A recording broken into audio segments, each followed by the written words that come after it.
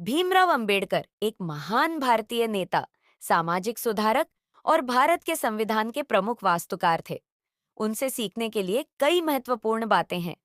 शिक्षा का महत्व। डॉ अंबेडकर ने शिक्षा को समाज में परिवर्तन लाने का सबसे महत्वपूर्ण साधन माना। उन्होंने खुद कठिन परिस्थितियों के बावजूद उच्च शिक्षा प्राप्त की और दूसरों को भी शिक्षा के महत्व को समझाया। समानता की भावना। उन्होंने जीवन भर जाति, धर्म और लिंग के आधार पर भेदभाव के खिलाफ लड़ाई लड़ी। उनका मानना था कि हर व्यक्ति को समान अवसर मिलना चाहिए। संविधान के प्रति समर्पण। डॉ अंबेडकर ने भारतीय संविधान को तैयार किया, जिसमें सभी नागरिकों के अधिकारों की रक्षा के लिए समर्पित प्रावधान शामिल हैं। उन्होंने न्याय, स्वतंत्रता, समानता और बंधुत्व के सिद्धांतों पर जोर दिया। संगठन की शक्ति। उन्होंने समाज में संगठित होने और सामूहिक प्रयासों की आवश्यकता को समझा और अपने अनुयायियों को भी यही सिखाया। आत्मसम्मान और आत्मनिर्भरता। डॉ अंबेडकर ने आत्मसम्मान और आत्मनिर्भरता पर जोर दिया।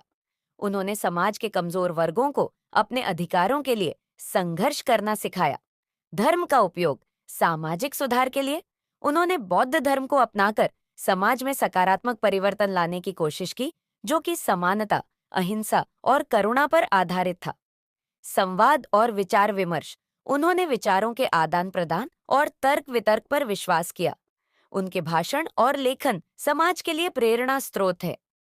महिलाओं के अधिकार। डॉ अंबेडकर ने महिलाओं की समानता के लिए भी महत्वपूर्ण योगदान दिया और उनके अधिकारों की रक्षा के लिए कानूनी प्रावधान बनाए।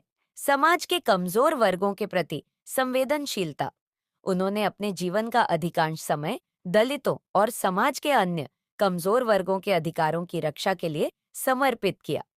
अत्याचार के खिलाफ संघर्ष। डॉ अंबेडकर ने कभी भी अन्याय के सामने घुटने नहीं टेके।